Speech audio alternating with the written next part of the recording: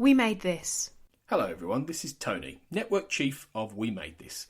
As you know, our podcast network brings together a brilliant assortment of talent who talk about all kinds of pop culture content, such as the episode you've just listened to, or maybe you're just about to listen to. We're not going anywhere, but we'd love to keep the lights on for even longer if you're able to support our network on Patreon. For just £2 a month, you get your name in lights and the satisfaction of knowing you're helping us produce more great audio. And for £3 a month, you'll get your name in lights, but you'll also get access to an exclusive bi-monthly podcast from the We Made This talent pool on podcasting, pop culture, and, well, you tell us. We'll take your suggestions. For less than the price of a coffee per month, you can help keep We Made This going. Just head to patreon.com/We Made This. That's patreon.com/We Made This. And get the ball rolling. Now, back to your scheduled programming.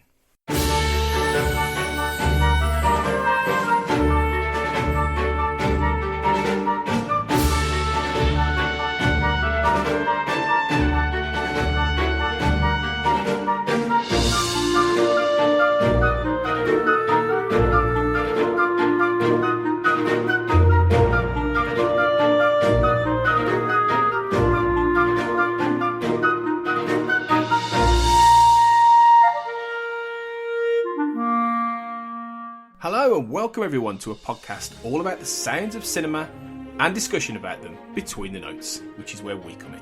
I'm Tony Black. And I'm Sean Wilson. And in this episode, our first of 2021, a brand new year, we're going to look back at the year that was 2020 in film music and a little bit of TV and pick out throughout the year our favourite selections in what is easily the most disrupted year for entertainment in history. So that's an understatement. that is an understatement. Now, last year, Sean, we managed to, during the first lockdown, we managed to blast through quite a few episodes. We got a good 10 episodes out of that. Every Saturday morning we recorded. It was a great period where we were looking at all kinds of film music when we didn't have a lot of films to come out. And then it got to September, I went back to work, working in a school, and, you know, things started, in theory, getting back to normal. But now, we record this middle of January 2021. We're in lockdown 3, you know, and as we know, the third film in a series is always the worst. And it's true. Almost always the worst. We're in the Godfather 3. Yeah, I was literally just thinking the same thing. I was like, is this the Godfather 3 of our podcast? It's like, this doesn't bode well, does it? No, especially given it's now the death of Michael Corleone. Like, it just adds the extra cherry on the cake.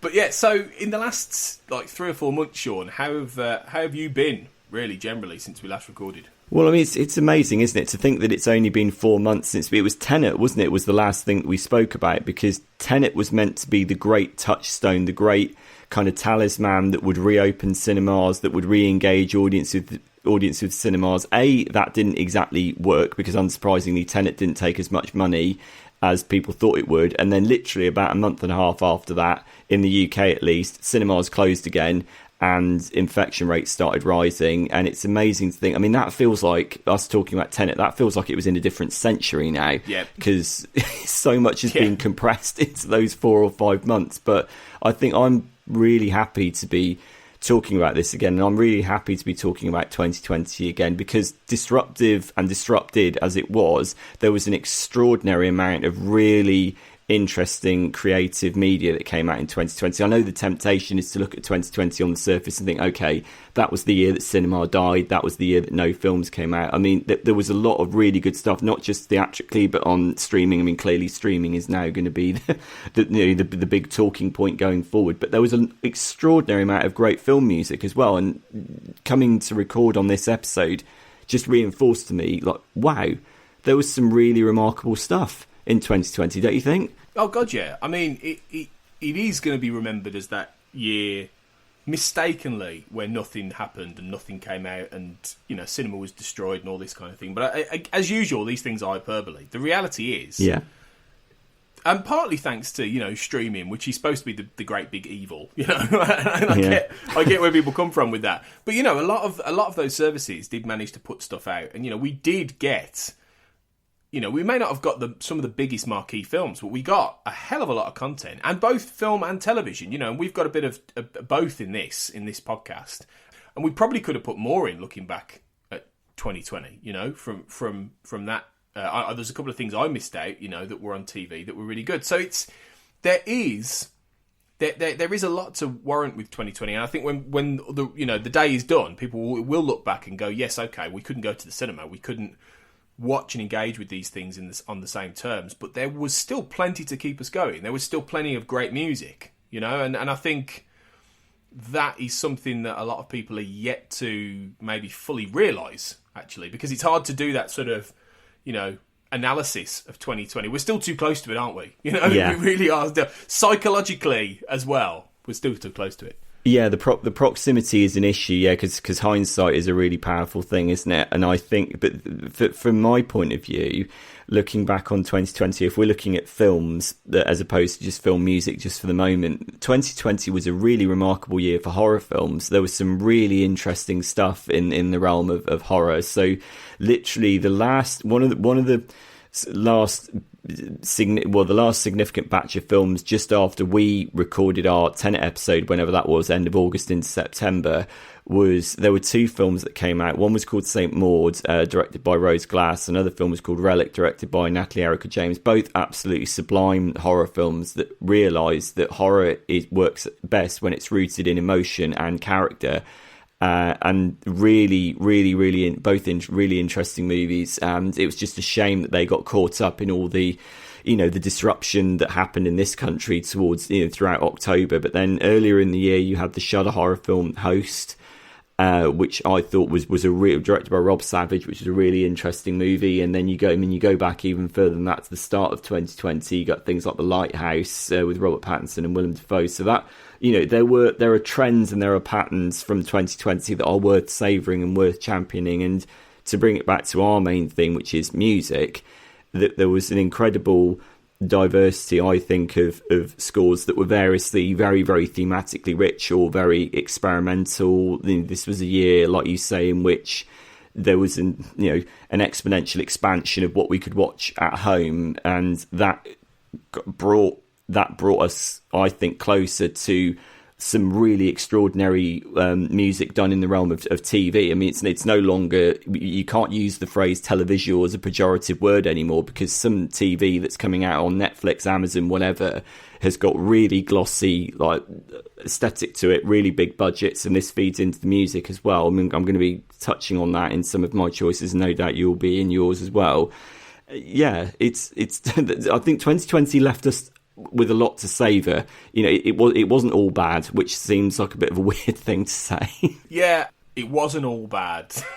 It seems it almost seems really weird to say that. Put it on the poster. It wasn't all bad. Yeah. Well, I suppose the best way to sort of qualify that statement is to talk about these scores, because there is a lot of really good stuff. So what we've done is we've picked out our top 10 each, and I think what we've done is we've tried really to almost compile a 20 best in a way, because we've not really overlapped except for one instance. We've kind of, but the reality is there's quite a few on your list, Sean, that would easily have gone into my top 10 as well. So I think we've really put together a great list of 20 of the best, 19 or 20 of the best pieces of music that we've listened to this year. And there were things that were missed off that could have been on there potentially, I know for me. So I think it's a really good list. So we're going to go through and we're going to do 10 down to 1. We're going to go with, back and forth. And so this should be good. Hopefully, we'll try and compile a lot of this stuff into a Spotify playlist, as we normally do, and we'll send you the link out for that. And that will hopefully allow you to go down a bit of a rabbit hole and enjoy some of this stuff. So yeah, let's do it. Why don't you start, Sean, with your 10th best score of 2020? So my number 10 is Devs, composed by Jeff Barrow and Ben Salisbury for the Alex Garland BBC series of the same names. This was out around April, May time. Alex Garland, obviously author turned filmmaker, so he wrote The Beach, and then he went on to make extraordinary films like Ex Machina, that was the first film that he collaborated with Barrow and Salisbury. I actually had the pleasure of doing an on-stage interview with them at Bristol's Watershed Cinema, and they were brilliant. They really explained their process with that and how that crystalline score was supposed to work with the sound design. It was really interesting chat, and I know they do tend to get a lot of flack from some of the film music community because they don't necessarily work in thematically rich areas. There's a lot of ambience, there's a lot of experimental acoustic electronic textures, what have you. But I thought the score for Devs was really interesting. Anomalily, it's a conspiracy thriller series about a sinister San Francisco tech conglomerate that has got this golden hued server at its center, which appears to be able to kind of distort the time-space continuum. Really, it allows people to see, in the words of the series, the tram lines that were on, like what's coming from the past, what's going into the future. And it's a really interesting look at like predeterminism and free will, and it stars Nick Offerman among several other actors, and the score is brilliant. The score is really, as one would expect from these guys, it's really weird, it's incredibly mixes all these different tones, and crucially what it does is it mixes like a pipe organ with a saxophone, as far as I could make out, to create this really like woozy, creepy, like strangely quasi-spiritual atmosphere, and it alludes to the mystery at the centre of the story without quite spelling it out. And obviously as the series goes on, this conspiracy starts to get more and more dangerous, like more and more paranoid, but the score just keeps you on edge in this sort of subtle way. And I know it won't be the most popular score of 2020 for a lot of people, but I thought it did what film and television music is supposed to do. It added another layer of residual character to the project, and it helped elicit further understanding of what Alex Garland was driving at. So that's my number 10 choice, Devs by Jeff Barrow and Ben Salisbury.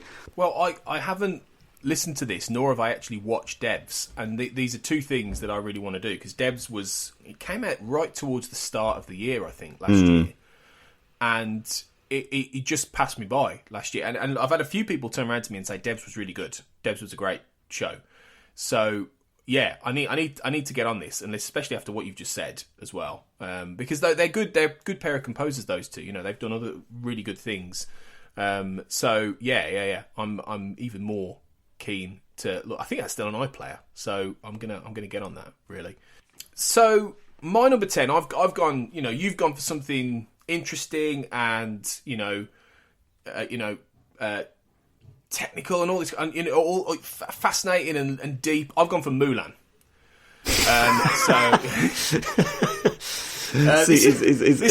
Is that going to become a really pejorative term? Oh, you've done a Mulan. It's like I really do not want you to do a Mulan. Yeah, well, there's a lot of negativity bound up with this one, isn't there? To put it mildly. Yeah. I mean, the Mulan score is by Harry Gregson Williams, and to be honest, I'd probably suggest that the score is one of the better things about the film. To be fair. Because it's one of those quite sweeping scores. It's quite big, it's quite grand. It's got a lot of nice Chinese instrumentation in there. Eastern instrumentation. It's got a level of bombast and sweep to it, which is great. Which is really good. It's not brilliant, but I found I was much more interested in the score than I was the film when I was listening to it on its own terms. Because the film, which obviously I think we talked about this maybe in our last episode or one of them, is was infamous for the fact it went on Disney Plus and it was priced at like £16 to rent, and almost everyone who did that went, well, that wasn't worth 16 quid, so, and it wasn't. So it was a film that was fine. There's nothing wrong with that film. It was just bland. It was just purely average, through and through, really, which is a shame given it's Mulan.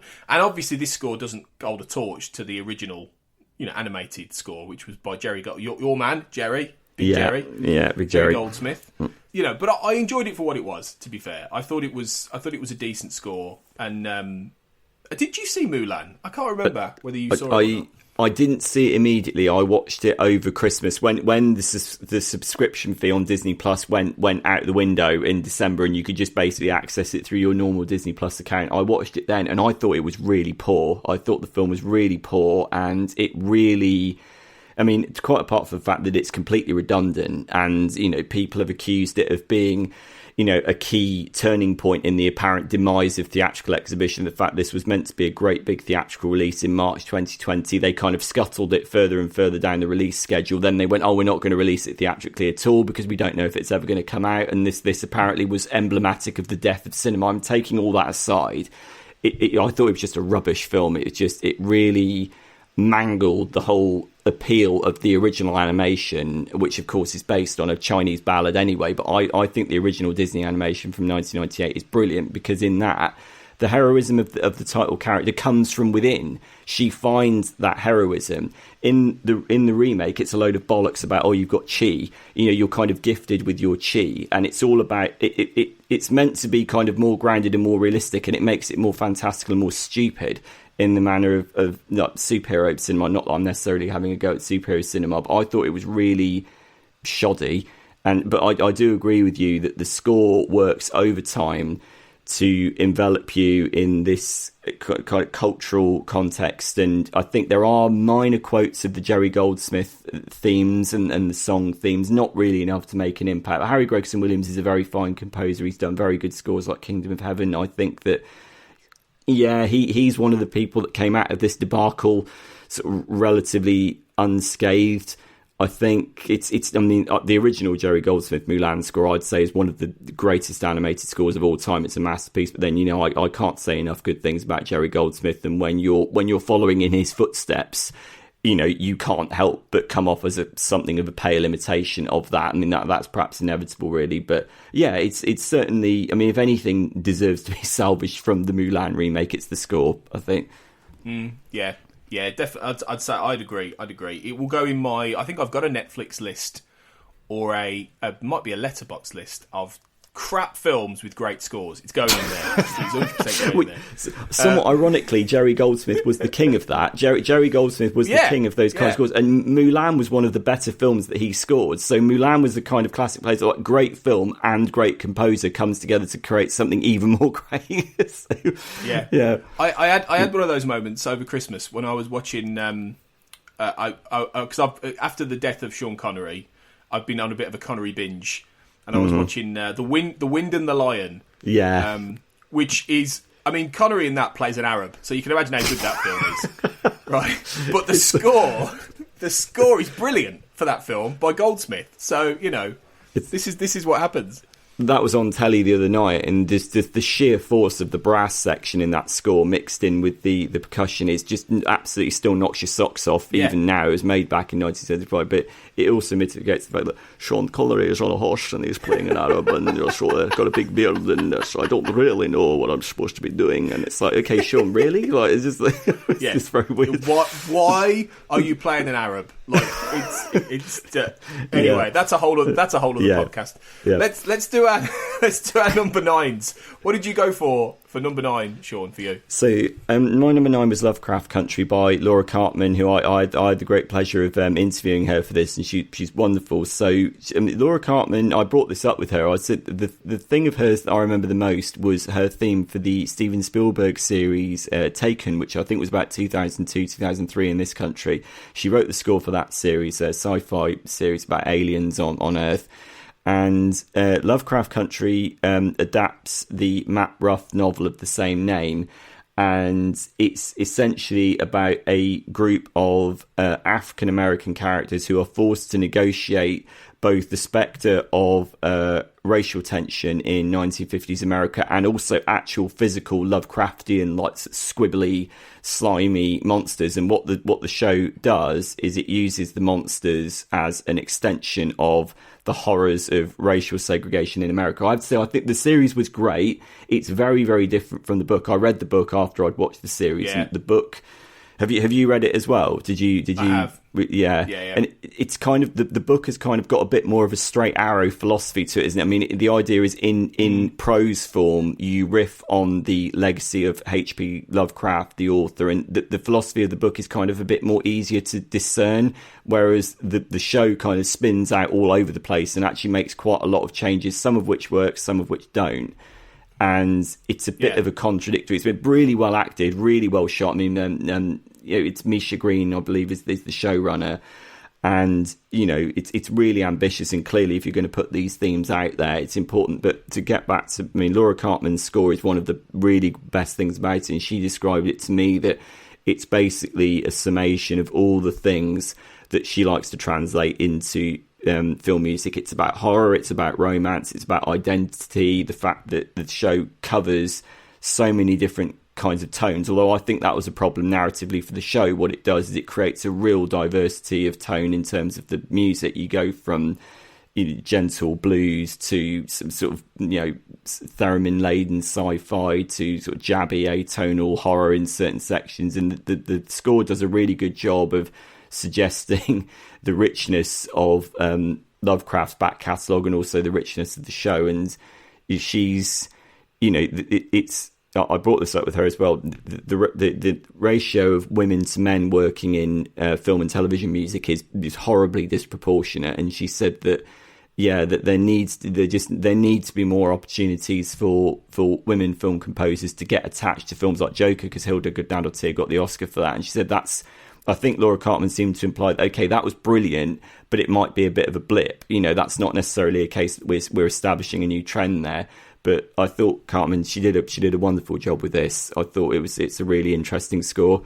Yeah, no, I agree. I mean, I think you were fairly diplomatic about the show, because it is flipping nuts. It really is. I mean, I really enjoyed the book, and I did like the show. To be fair, I did enjoy it, but there were episodes that I thought were fantastic, and there was some that I was like, what on earth is going on here? So it was like, it really did. Sorry to interrupt you. Did one of those scenes involve a stiletto? Was that one of those? I won't go any further than that, because I was kind of like, oh my god, okay, right, okay, that's. Yeah, I mean, that definitely wasn't in the book. It wasn't. Put it that way. No.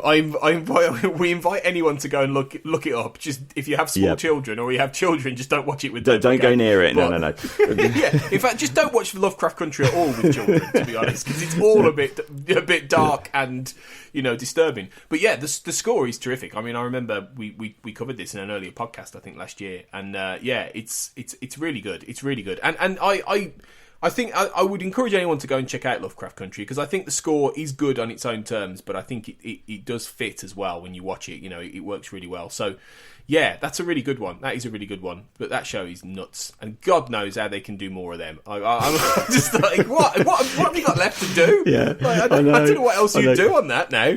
They've literally done everything. Yeah, I mean, like once you've opened up new portals, and there's someone has a black woman has adopted the skin of a white woman and then sheds that skin. So I was like, oh my goodness me, I've really seen some incredibly provocative and interesting things here. Yeah. I'll give it that. It doesn't. It's 10 episodes where they just throw everything at you, and fair play to them for that. They really, not enough shows do that really. So yeah, good stuff. For my number 9, I've gone for one of the first things. This is classic Tony on Between the Notes. I haven't always seen what I'm talking about, and there's quite a few on this list I haven't watched. The first one is Kajillionaire, which was the film, American film by Miranda July that came out in 2020 and stars Evan Rachel Wood, Deborah Winger, Richard Jenkins, and they're like a petty crime family.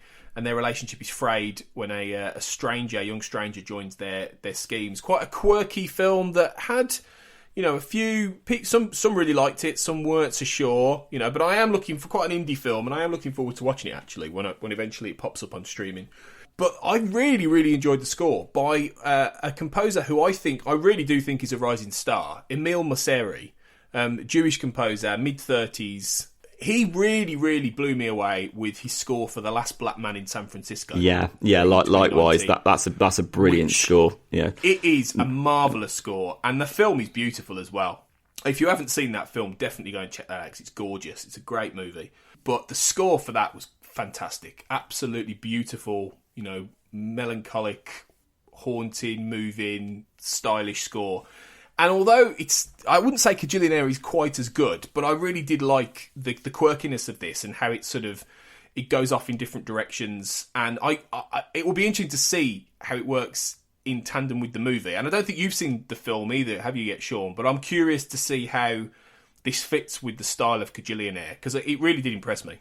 Yeah, I haven't seen the film. I think Miranda July is held by some people, myself included, to be quite insufferable. She makes quite annoying films, and from what I've heard of Kajillionaire, it very much falls in that bracket. But I thought the score was very interesting. It actually did, for me, bear quite a lot of similarities with The Last Black Man in San Francisco. There's a lot of elongations, chord suspensions, sort of strange instrumental choices. It's not as beautiful as that score, because The Last Black Man in San Francisco, the tone of that score was very yearning. It's kind of like, there's a very kind of like romantic feel to it. This one is a bit colder, a bit quirkier, I think, probably by design of the film. But yeah, Emile Mosseri is just, I want direct people to a friend of this show, Amon Warman, interviewed him for Composer magazine and did a fantastic interview with him about Kajillionaire and about his other works, and that's a really good interview. And he's also cool. Emile Mosseri has also scored the upcoming Steven Yeun film Minari, which is getting really good reviews. It's about a South Korean immigrant family in America in the 1980s. And I haven't listened to the score. I believe it's on Spotify. I haven't listened to it yet, but the film is getting really good reviews, so one can imagine his music will add substantially to the impact of that film. I feel like he's a bit of a rising star, this guy, and I'm really excited to see what he does, because for me it's a 2 for 2, and I think he's done some other things. He scored the music to the second season of Homecoming, which I did watch, and that's a funny show. That was based on a podcast. It's a strange. The first series starred Julia Roberts. The second starred Janelle Monáe, and it's this. I don't know if you've come across this, Sean. It's this weird story about a program involving army veterans or a bit like mind control, but it's really strange the way it's done. But it didn't really strike me that it was him. Actually, I didn't really get a sense of that music. But I did in this film, and obviously Last Black Man in San Francisco. But I do think this guy is definitely one to watch. So I'm looking forward to what he does on Minari. Absolutely. The only other thing I just wanted to raise in Kajillionaire is there's a really weird distanced cover of Mr. Lonely, which is just really, really bizarre, and I can only assume that's performed diegetically within the world of the movie. I haven't seen the movie. I'm probably due to catch up with it at some point. But yeah, that's very odd. yeah, it's a little bit, yeah. But that could fit the film, I guess. Yeah, but we'll see. We'll see when we watch it. All right. So, what's your number 8 then, Sean? Let's move on. So I've gone for The Five Bloods by Terence Blanchard, and we discussed. Good choice. People who want to go more in depth on this can go and check out our episode from the middle of last year, from the middle of the first lockdown, because that's when the film was released onto Netflix, and we talked about Terence Blanchard's music. But just to sum up, so this is another Spike Lee joint about a group of Vietnam War veterans who return to the former field of conflict to reclaim the gold that they once lost back in the 1970s, and they're all variously grappling with the spectre of Vietnam in different ways. And then the son of one of their number, played by Jonathan Majors, who was also in Lovecraft Country, turns up to add further generational complexity to the story. I have to admit, I thought the film was a bit of a mixed bag. I don't think it didn't have the absolute lightning focus of something like Black Klansman, which was really Spike Lee's comeback film. That Black Klansman was just amazing, and you've got a very brooding, toiling score from Terence Blanchard as well. The Five Bloods isn't as good as that. I think it's narratively confused, but I do think the score does do a very, very good job of cutting through the tonal inconsistency of the narrative and kind of grounding it in a philosophy. One of the things I think the score does is it creates a real emotional directness, because obviously it's about the exploitation of African American soldiers in Vietnam, but the score is fundamentally based on quite simple tenets, which is that it's about, through the brass and the string section, creating a kind of emotional identification with these characters. And I think the needle drop songs are what are used to kind of connect it specifically with the African American experience. So, for example, it starts with Marvin Gaye, like Inner City Blues. That's the opening montage song, but the score has more of a kind of timeless, like quintessentially timeless feel, which suggests these kind of the essential emotional underpinning of the story. And it's militaristic as well. The film is effectively the Dirty Dozen. It riffs on the Dirty Dozen. There's a lot of real militaristic, like brassy action set pieces, which Terence Blanchard did so well in the likes of Malcolm X, which I watched again recently. That's got a great score. It's a fantastic film. So yeah, I think Spike Lee and Terence Blanchard are amazing collaborators, and this proves it. It proves it again. Yeah, absolutely. Yeah, I completely agree with that. I think Define Blood's almost made my list, actually, because I thought I really enjoyed the film, and Blanchard feels like he's really on a streak right now, actually, in the last few years of the. I mean, I know he's always been good, but he's really sort of produced some fantastic stuff. So yeah, I completely agree there. It's great. One of the things about Terence Blanchard, he's scored the new Regina King movie, One Night in Miami, which is amazing. Yeah, that's a really good film, and there's not that much score in it. I think there's only about 15 minutes of score, so it's used very judiciously, but it does work wonders in eliciting the atmosphere between these four black icons. So you got Jim Brown, Malcolm X, Sam Cooke and Muhammad Ali in this imagined scenario in a hotel room where they're all friends, but then they all start arguing. They all have ideological differences. They're at different places in their lives, and Terence Blanchard's music teases that tension out really well. So that's really well worth checking out, both the film and the music. 100%. I thought that was great. One Night in Miami. I saw it a few months ago, actually, and it's just come out now as we record. But yeah, really good movie. Definitely want to check out. So for my number 8, I've gone again for one I haven't seen, but a film score that really sort of blew me away when I was putting together a list and listening to things, for a film called The Kindness of Strangers by Andrew Lockington. The music, film written and directed by Lona Scherfig. Good cast: Andrea Riseborough, Zoe Kazan, Bill Nighy. Decent ensemble cast. And it's a drama that didn't do very well. Came out sort of at the start of the year in the US, kind of just disappeared, really. I don't think anyone's really seen this ensemble drama, but the music was gorgeous. Like the music was really sort of classy, and it had almost a regal feel to me. A hell of a lot of beautiful instrumentation in there. And Andrew Lockington is a composer I've heard of, Canadian composer. But I haven't really come across a lot of what he's done. He's done some really like random. The Kindness of Strangers sounds like it could be done by, a classical English composer, and yet this guy's like scored San Andreas and Percy Jackson's Sea of Monsters. It's a really strange resume he's got. But I thought this was a fantastic. It really struck me. I was like, this is beautiful. It's absolutely beautiful music.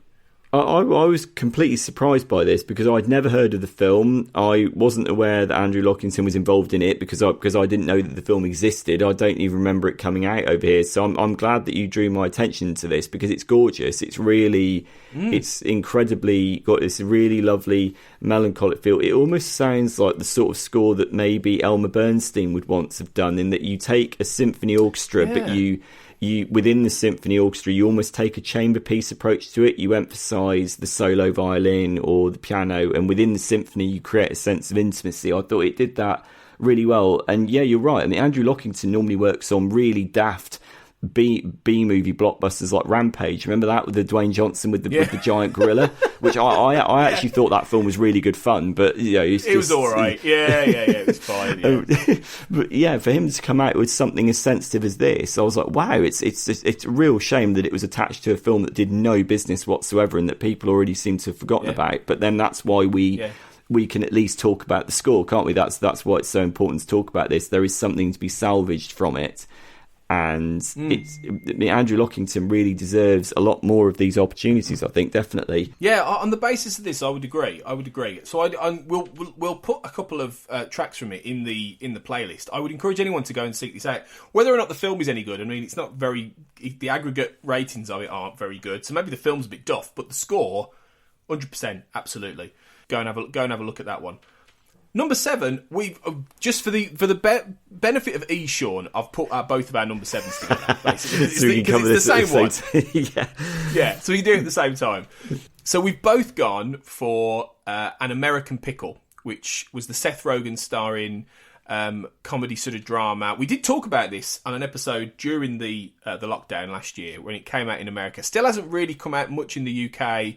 Obviously, to rent it has, but it hasn't come on streaming yet, so I haven't seen An American Pickle. But this was scored by Nami Melomad and Michael Giacchino, and it was a bit of he operated, I think, as a bit of a mentor in this film, didn't he? Really, and it's a lovely score. And in fact, Nami Melomad may well be listening because she has said she's listened to one or two of our episodes. So Nami, if you're listening, hello. Hope you're safe and well, and thank you for listening. And yeah, we had to put this score in our top 10, I think, because this was lovely, absolutely lovely score. I was completely charmed by this, and I think that I really like the film as well. The film was out very briefly, as it turns out, in the UK. It was out sort of mid to late August throughout September, and I did get to see it on the big screen. This was one of the very, very few films I did get to see theatrically last year, and the film really surprised me. I thought it was sentimental, but in an honest. It wasn't mawkish, cheesy sentimental. It was honest. It's about the idea of this displaced 19th century Jewish immigrant who ends up embalmed in a vat of pickles. Then he's unthawed essentially in the 21st century, and he seeks out his only surviving relative. Both characters played by Seth Rogen. And I thought that central device worked really well. I thought it was sweet. I thought it was very funny. I thought it was dramatic when it needs to be. The film really surprised me, and the score is lovely. Clearly based on and around Jewish folk tradition, because that's the whole idea. Because the 19th century Seth Rogen character comes from this kind of historic background of he was essentially connected to his homeland, whereas the modern day Seth Rogen character has kind of lost a sense of that. And it's like, how do you thread that sense of Jewish tradition through the music, through the clarinets, through the strings and so on? And I thought Nami Melomad did a really, really, really good job. As I understand it, Michael Giacchino, I think, wrote the outline of the main theme, and then Nami Melomad embellished that and fleshed it out and wrote the rest of the music and the score. That's how I understand it. It does a really good job of establishing a very kind of singular ethnic identity without being grating or kind of false, I think. And I think in the context of the film, it augments the melancholy and the comedy of the movie really well. I mean, comedy scores are a really hard thing to get right, because you can either score comedies in a kind of quite annoying, zany way, which can work, or you can score comedies in a very, very deadpan, straight-faced way. Think of something like Elmer Bernstein with Airplane. And this, I think, is, it feels more like a drama score with comedy elements, if you know what I mean. If that makes sense. Yeah, I think it does. I think that's kind of what I took away from it. It wasn't what I thought it would be, absolutely, and it sounds like the film is much the same, actually, from what you've described. But I was really taken by it. I was really, really surprised. So yeah, I think it deserves a place on this list, absolutely. But yeah, if you want to hear us talk about this in more detail, we did cover it. I think it might have been the same episode we talked about Lovecraft Country, actually. So they're both sort of on there from around the August time of last year. So go back a couple of episodes and check that out as well, because it's really good. Number 6 then, Sean. Let's now I don't think we've got the same ones. I think we're all completely separate now. So we'll cover a fair few more. Yeah. So what have you gone for number 6? I've gone for Mank by Trent Reznor and Atticus Ross, and this was obviously the really fated Netflix release that came out in December 2020. So it's directed by David Fincher, a black and white movie, nominally about the writing of Citizen Kane, based on a screenplay by David Fincher's late father, Jack.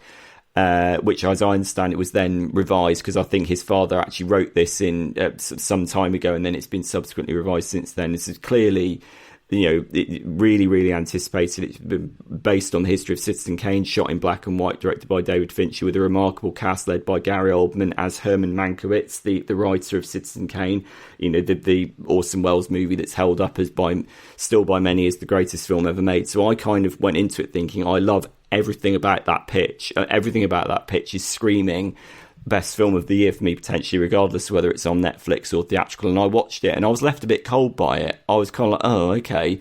I don't really think it worked as an illuminating insight in Citizen Kane or as a character study. It kind of fell between two stools in those things. I mean, technically brilliant though it is. I mean, of course it is. It's a David Fincher film. It's going to look and sound absolutely gorgeous, and it really does ape the backstage production lot politics of the time. But I wasn't emotionally connected to it. I felt distanced from it, and I thought it's a project that was probably very personal to David Fincher, but unusually for a David Fincher film, it didn't speak to me, and he's one of my favourite directors. But the score is an interesting proposition because, as I said, it's by Trent Reznor and Atticus Ross. Trent Reznor, formerly of Nine Inch Nails, and they've worked with David Fincher since The Social Network. They controversially got an Oscar for that, and they famously dwell in very turbulent ambience landscapes. They don't deal in the area of necessarily of symphony, of melody, of orchestra. There's nothing inherently wrong with that, because not all film scores need to sound like that, and there's a history of film and television music that's very, very strange and very experimental. I mean, you think of what Delia Derbyshire did with the Doctor Who theme, where she basically looped sounds. There was a documentary about that came out last year as part of the London Film Festival sort of drama documentary, which was really interesting, which highlighted that. So film music isn't beholden to being one thing, but that, just because of that doesn't necessarily mean that all the scores they've done for David Fincher have been particularly interesting. I mean, I think The Social Network definitely had its moments, but this is a completely different proposition. It's essentially a 1920s, 30s, 40s swinging jazz score, and to the extent it's such a departure from what they've done before that a lot of people on film music, like message boards, film music forums, have come out and have gone, well, clearly the credit for that deserves to go to the orchestrator Conrad Pope, who is one of the greatest orchestrators in Hollywood. He's worked variously with people like John Williams. He's a really remarkable man. And a lot of people have said, well, clearly Atticus Ross and Trent Reznor do not have the compositional nous to come up with a score that deals so intricately in jazz rhythms, in really luscious waltzes, in really lovely Bernard Herrmann-esque chord suspensions. I'm like, well, I mean, it's a bit snooty. I think that attitude is a bit snooty. I don't necessarily agree with that. I mean, one has to think, for example, when Danny Elfman came from pop and rock music. He was with Oingo Boingo, and he went into film scoring largely because his orchestrators at the time, like the orchestrators and conductors like Steve Bartek, Shirley Walker, they kind of they made it clear to him what was possible to do with an orchestra, but it was still his voice, but they just made it possible.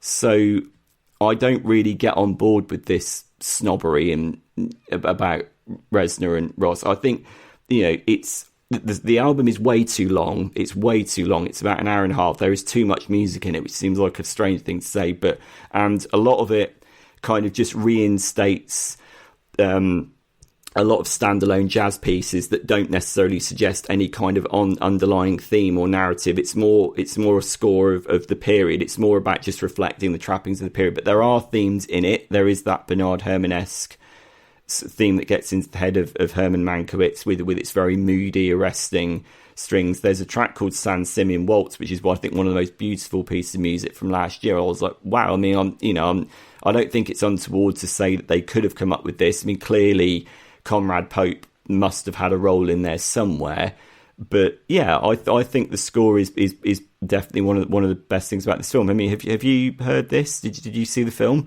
I did. I talked about it a fair bit on motion pictures. Our other We Made This show with Carl Sweeney just before Christmas. David Fincher is, again, I agree with a lot of your sentiments about the film. You know, David Fincher is one of my favourite directors, but this is, I think when I ranked it on Letterboxd, it was only one above Alien 3 in comparison with all of his films. And that's not to, and to be fair, that is that, you know, even Mank got a 3.5 out of 5, you know, for me. So it's not to say that it's a bad film, 'cause it's not. It's a very good film, I think. But it's not my favourite. It's one of the least great Fincher films, let's put it that way, I think. For those reasons, you know, it's a bit messy, it's a bit all over the place. It's not. I think you're right when you say it's not one thing completely or the other. You know, I think a lot of people thought it might be a bit more about Citizen Kane than it actually was, and I think if it had been, it might have been a slightly better movie. But no, I did enjoy the score. I thought it was very good. It is interesting what you say there about, you know, Reznor and Ross. I mean, I've really liked what they've done for so long. You know, I loved what they did on The Girl with the Dragon Tattoo. You know, I love what they did on Gone Girl. I've loved that last year. I love what they did on Watchmen. You know, I'm a big fan of theirs. So I don't think this is their greatest stuff that they've done.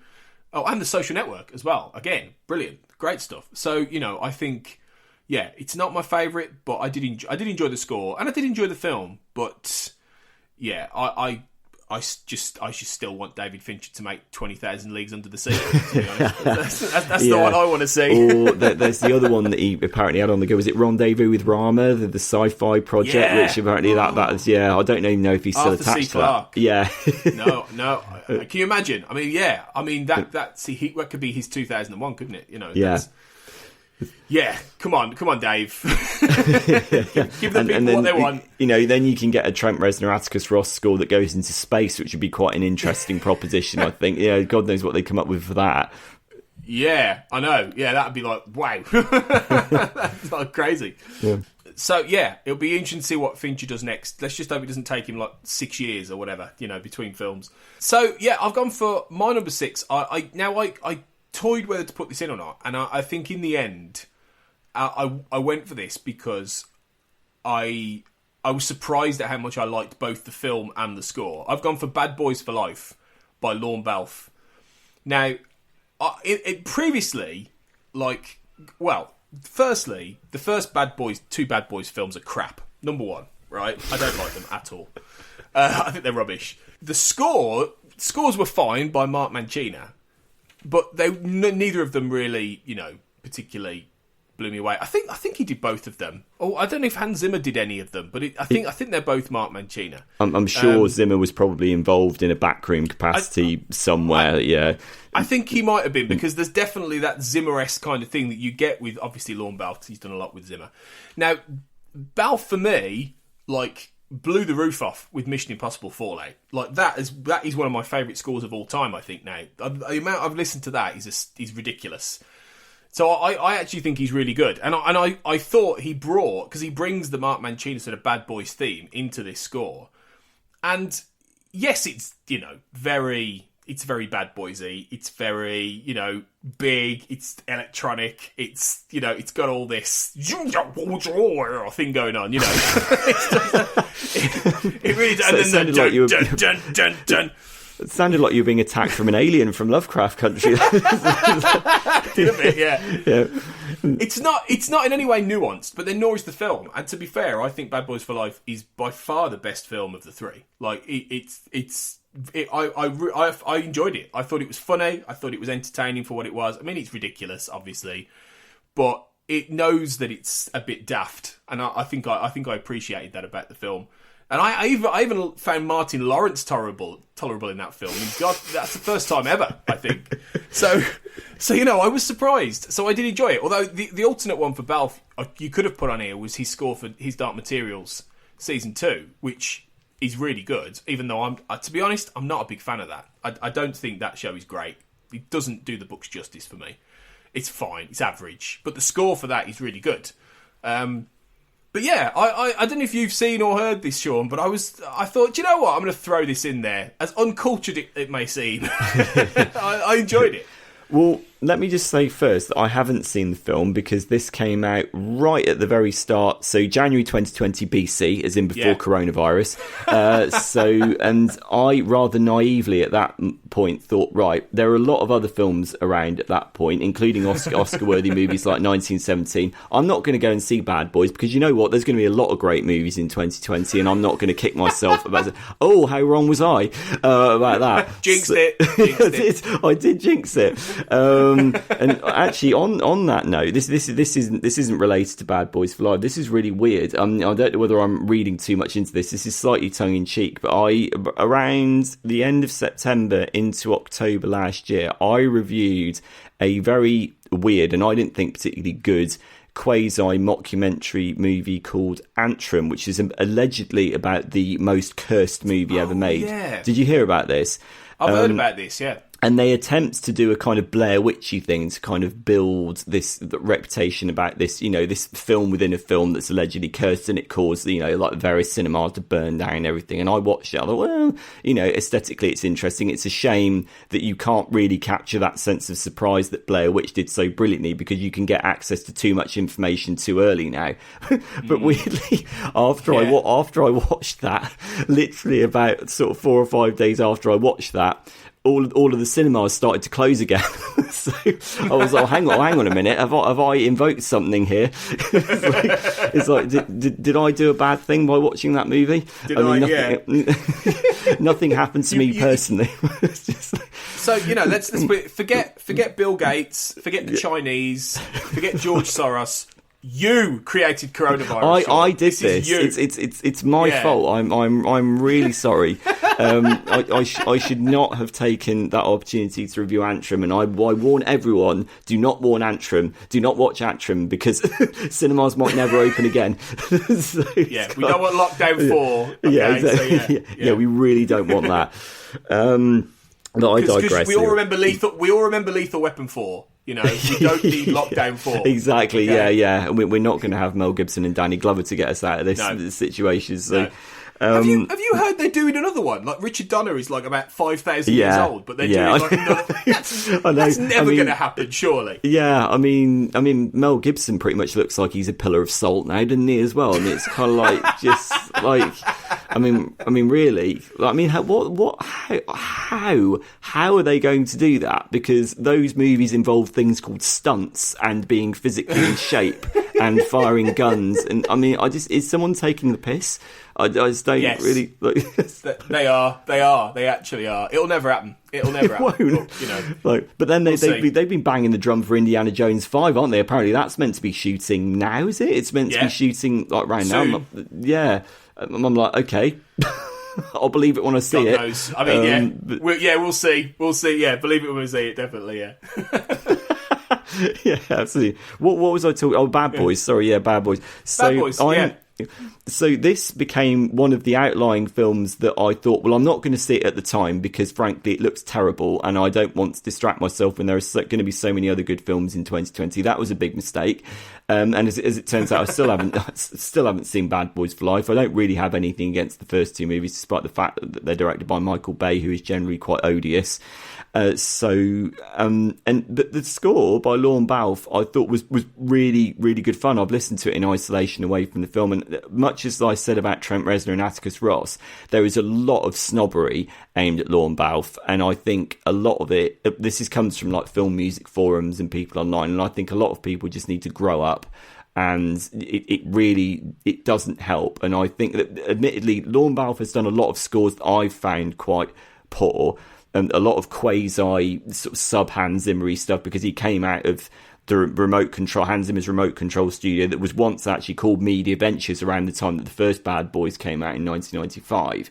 So Lorne Balfe has done a lot of those kind of diet Hans Zimmer scores like Terminator Genesis and Pacific Rim Uprising, which I don't think are very interesting, but he has done and is increasingly doing some really interesting stuff. I really love what he does on his Dark Materials. That was really close to getting into my list, actually. I know that you're not a fan, but I think his scores for that, he really found his niche of that. It's a really sumptuous, elegiac, fancy score. I think, okay, Lorne Balfe can do this stuff.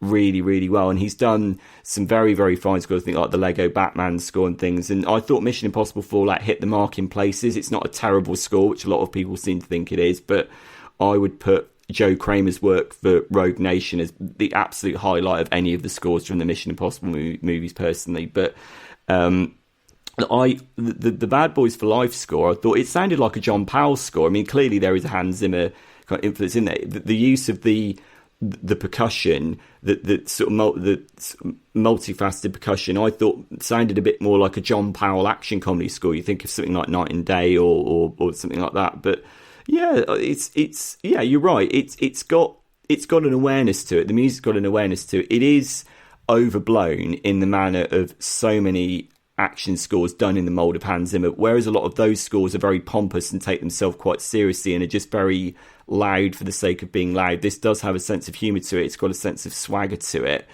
And I think there are enough instrumental nuances in it to suggest that Lorne Balfe knew exactly what he was doing with it. And clearly it's not a film that's designed to be taken seriously, but it's good to hear that the score doesn't just add volume for the sake of adding volume. And again, I haven't seen the film, but I think that the score is actually relatively listenable and entertaining on its own terms. So yeah, I thought this is a really good choice on your part. Glad to see it in there. Yeah, thanks. I was surprised, really, on both. Like I say, on both counts. So I'm glad I went for it, though. Yeah.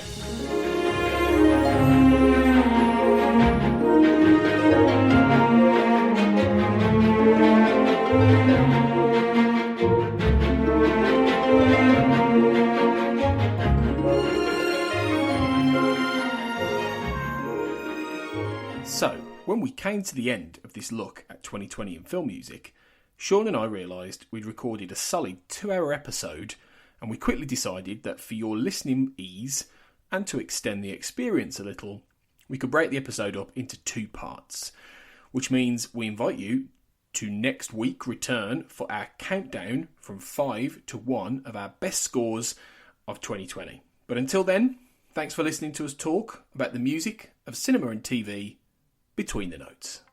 Elsewhere on We Made This. The time is now a Millennium podcast.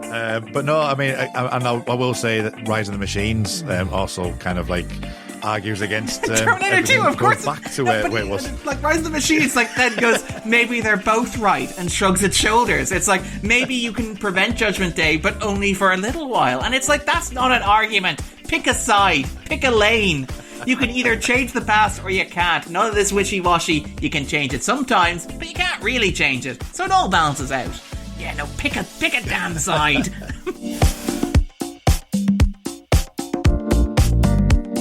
Don't say the C word. On the back of my right arm, I have a tattoo of Phil Collins. It's the front cover of No Jacket Required. This was the one that I expected you to pick, I'll be honest with you. Because it is my favourite of your tattoos. Yeah. I mean, it was a tattoo I got as a joke.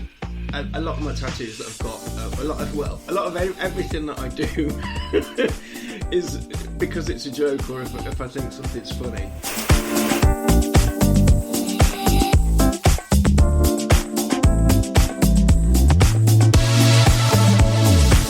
We Buy Records. Eric Clapton and Van Morrison have released an anti-lockdown song. How do you think about this?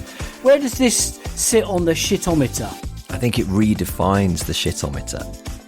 Right. So I think it's raising money for musicians who are affected by the lockdown and the lack of gigs, etc., which is a good thing. Yep. But then you see Van Morrison and Eric Clapton, a bad thing. So, right. Do you know what I mean? I mean, I love Van Morrison's music. I don't particularly like Eric Clapton's music. I quite like the 60s stuff. But they're a couple of whinging old men, aren't they? Old man babies complaining that they can't go and lick whoever they want. Ooh. I know, but that's what they're singing about. I think I haven't checked that. I assume that the lyrics are about. You can take it as read that I haven't heard it.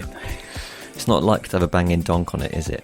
It's unlikely to have a banging donk. Check out all of these shows and more on the We Made This podcast network.